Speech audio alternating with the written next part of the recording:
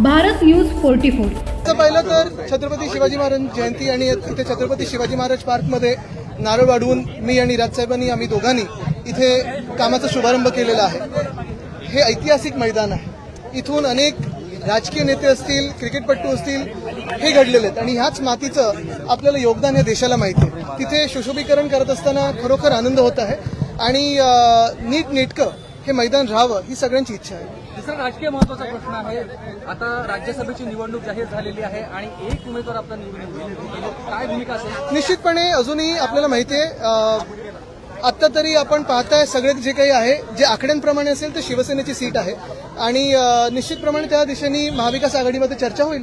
मे महिन्यामध्ये यांच्या नावाची चर्चा आहे. तुम्हाला वाटतं अजूनही बघा, तुम्हाला सांगू का, अजूनही कुठेही अधिकृत चर्चा झालेली नाही. आम्ही प्रेसमधून ऐकतो, पण ही सीट आता तरी शिवसेनेची आहे आणि चर्चा नेत्यांच्या पातळीवर नक्कीच. ऐका आता कुठेही गोंधळ नको म्हणून मी परत एकदा सांगतो, अजून ह्या सगळ्या काही ज्या चर्चा आहेत ह्या बाहेर अफवा आहेत. कुठेही अधिकृत चर्चा झालेली नाहीये. विधान परिषदेत असो किंवा राज्यसभेत असो, संख्याबळावर जर आपण पाहिलं आणि रोटेशनमध्ये पाहिलं तर हा शिवसेनेची वेळ आहे, शिवसेनेची जागा आहे. मे महिन्यामध्ये उद्धव ठाकरे यांची देखील विधान परिषदेची टर्म संपती आहे. सर, पुन्हा एकदा आपल्या माध्यमातून दावा करण्यात येणार आहे. बघा, आता मी जसं सांगितलं, संख्याबळावर दोन्हीकडे महाविकास आघाडीमध्ये ह्या वेळेला शिवसेनेची सीट आहे. राज ठाकरेंनी काल एकनाथ शिंदे यांची भेट घेतली आणि त्यांच्यावर चर्चा देखील झाली. 20 मिनिटं चर्चा झाली. रोहित पवार ज्या पद्धतीने मुद्दे उपस्थित करत आहेत, सगळीकडून एकच मागणी होती की त्यांना सुरक्षा देण्यात यावी, कारण यंत्रणांच्या माध्यमातून अजूनही कुठल्याही गोष्टी अजितदादा यांच्या संदर्भातल्या पुढे येताना बघायला मिळत नाही. बघा, रोहित असो किंवा काल मला वाटतं जयनी पण त्याच्यावर वक्तव्य केलेलं आहे. अनेक लोक आता आपल्या शंका त्याच्यावर आता व्यक्त करत आहेत. मला वाटतं ह्याच्यावर स्पष्टपणे एकच मत असावं, सगळ्यांचंच एक मत असावं की जे काही घडलं त्याच्यात चौकशी ही होणं गरजेचं आहे. काल मला वाटतं उपमुख्यमंत्री सुनेत्राताईंनी देखील मागणी केली की सीबीआय चौकशी व्हावी, कारण आता जे काही पुढे पुढे येतं, ब्लॅक बॉक्स असेल वगैरे, ह्याच्यात संशय वाढत चाललेला आहे. म्हणून एक निश्चित आहे की चौकशी तर व्हावी. तेच मी बोलत आहे. रोहित असेल, जय असेल, ₹1,00,000 लाच मागितली जात होती. एक ऑडिओ क्लिप समोर आलेली आहे अल्पसंख्याक विभागाच्या शाळांना मंजुरी देण्यासाठी. अशा 1,500 ते 2,000 शाळांना अल्पसंख्याकाचा दर्जा दिलेला आहे. बघा, आता हे पूर्ण सरकारच जर पाहिलं तर खोदून काढायचं झालं तर सगळेच वरपासून खालपर्यंत भ्रष्ट आहेत आणि सरकारची कामं म्हणजे ती काल कुठची युनिव्हर्सिटी, गंगोटिया काय, तर तसं ते झालेलं आहे, तसंच त्यांचं काम आहे. आदित्यजी, साधारणतः 10 वर्ष आधी जलपूजन केलं गेलं होतं अरबी समुद्रात महाराजांचा अश्वारूढ, पण अजूनही कुठेही त्याचं काही चिन्ह दिसत नाहीये.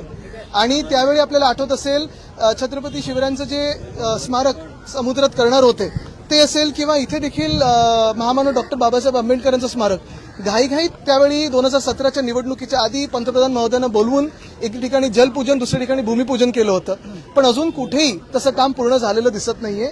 हे दुर्दैव आहे. दिल्लीत देवेंद्र फडणवीस यांच्या आदेशानंतरच एसीबीने नरहरी झिरवळ यांच्या कार्यालयावर कारवाई केली. कुठेतरी मित्रपक्षांना जवळ घेऊन शह देण्याचा प्रयत्न देवेंद्र हे फडणवीस आपण बघतोय. त्यांचे मित्रपक्ष बघतायत का, की बघतायत पण बोलू शकत नाहीये. कारण होम डिपार्टमेंटची कारवाई, गृह खात्याची कारवाई मंत्रालयामध्ये मुख्यमंत्र्यांच्या परवानगीशिवाय होऊ शकते का, हा देखील एक विचार हवा. आणि दुसरं म्हणजे खरोखर अशा कारवाई झाल्या पाहिजेत, त्याच्यातून अर्ध सरकार हे बदललं जाईल. दिल्लीत एआय समिट सुरू.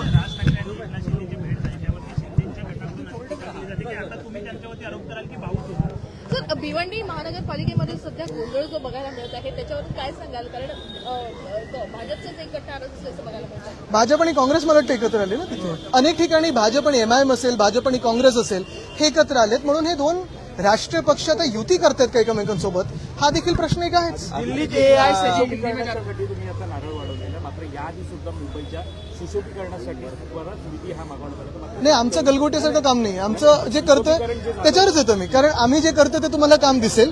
ह्या आधी आपल्याला कळलं असेल, मध्ये एक मीडियाचा पण रिपोर्ट होता की 99% फंड हा सत्ताधारी लोकांकडे गेला. मग त्याच्यात कोण लोकप्रतिनिधी होतं की नाही हा एक वेगळा विषय आहे, पण त्या 99% फंडातून सगळा जो काही सुशोभीकरणाचा फंड होता, मुंबई तुम्हाला खरोखर सुशोभित झाल्यासारखी दिसते का गेल्या 3-4 वर्षामध्ये? कुठेही एक रस्ता पूर्ण झालेला नाहीये. सुशोभीकरणात मला वाटतं 750 कोटी वापरले गेले. अनेक ठिकाणी नुसतं रंगरंगोटी तिकडेच परत झालेली आहे, म्हणजे जिथे चांगला रंग दिला होता त्याच्यावर परत दुबार रंग चढवलेला आहे. हे असं डुप्लिकेट काम डुप्लिकेट सरकारच करू शकतो. बीच कँडीचे रहिवासीच आता नाराज असलेले बघायला मिळतात नॉईज पोल्युशनमुळे. ठीक आहे, मी तर तिथे मला अजून माझ्याकडे अजून अधिकृत असं काही आलं नाहीये. ठीक आहे, तर थोडे दिवस पण त्याच्यावर 7.5 कोटी खर्च व्हावा आणि हा ही जनतेच्या पैशाचा, हे योग्य आहे का आपण विचार करणार.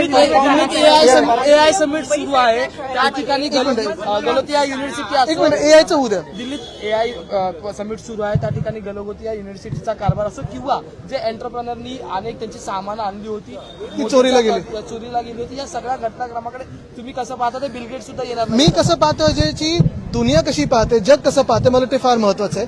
2-3 गोष्टी असे एआय समिट जगभरात होत असतात. कुठेही राजकीय मंडळींचे किंवा देशाच्या नेतृत्वाचे फोटो लावत नाहीत.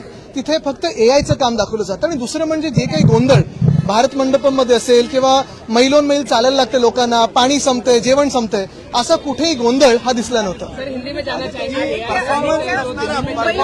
एक मिनिट, पूर्ण मराठी. शाळांचा जो समतोल आहे तो इतका बिघडलेला आहे की मराठी शाळांची संख्या कमी, अल्पसंख्याक शाळांची संख्या जास्त वाढलेली आहे. इतकंच नाही तर मराठी मुलं जी आहेत ती आता अल्पसंख्याक शाळांमध्ये अशा पद्धतीनं प्रवेश घेत आहेत. मुख्य म्हणजे अल्पसंख्याक शाळांचा दर्जा हा यासाठी मिळवला जातोय की आरटी अंतर्गत मुलांना ऍडमिशन द्यावी लागू नये. शाळांनी हा जो गौड बंगाल करून ठेवलेला आहे त्याबद्दल आपली बघा, तुम्हाला सांगू का, याच्यात खरोखर एक पाहायला पाहिजे की जेव्हा तुम्ही अल्पसंख्याक बोलता तेव्हा कोण कोण त्याच्यात येतं, ही पहिली गोष्ट आहे. दुसरं म्हणजे अनेक ट्रस्टवर एक व्यक्ती अल्पसंख्याकातला घेतात म्हणजे ती ट्रस्ट आरटी मध्ये येत नाही, असे पण खूप ठिकाणी घोळ झालेले आहेत. ठाण्यात काही शाळा आहेत मला माहिती आहेत, किंवा अशा ज्या सगळी मुंबईत पण आपल्याला दिसतात की पूर्ण समिती ही वेगळी, त्याच्यात एक मायनॉरिटी मेंबर घेतला म्हणजे ती मायनॉरिटी ट्रस्ट झाली, ती आरटी मध्ये येत नाही. बरं, तिथे दर्जा किंवा फीज ह्या जास्ती असतात आणि म्हणून ह्याला एकतर सरकारची काय कारवाई होणार हे तर आहे. दुसरं म्हणजे फी कॅप काही शाळेंवर येणार आहे का? कारण अनेक मंत्री असे आहेत, अनेक सत्ताधाऱ्यांमध्ये असे आमदार बसलेत ज्यांच्या स्वतःच्या शाळा आहेत मोठ्या, आणि म्हणून कुठेही ज्युनियर केजी सिनियर केजी असेल शाळेंवर फी कॅप तशी आपण कुठेही पाहत नाही. डोनेशनवर कुठेही अजून कारवाई झालेली पाहिली नाहीये. हा मोठा विषय, आणि हा विषय खरोखर जर सरकारने घेतला तर त्यांचे मी जाहीरपणे आभार मानीन. जर त्यांनी डोनेशनवर कडक कारवाई केली, फी कॅप बसवली, शाळेंवर जे काही ह्या गडबडी आहेत ना त्याच्यावर जर ते आटोक्यात आणल्या गडबडी, तर मी त्यांच्या जाहीरपणे अभिनंदन करतो. अशाच नवनवीन अपडेटसाठी बघत रहा भारत न्यूज 44.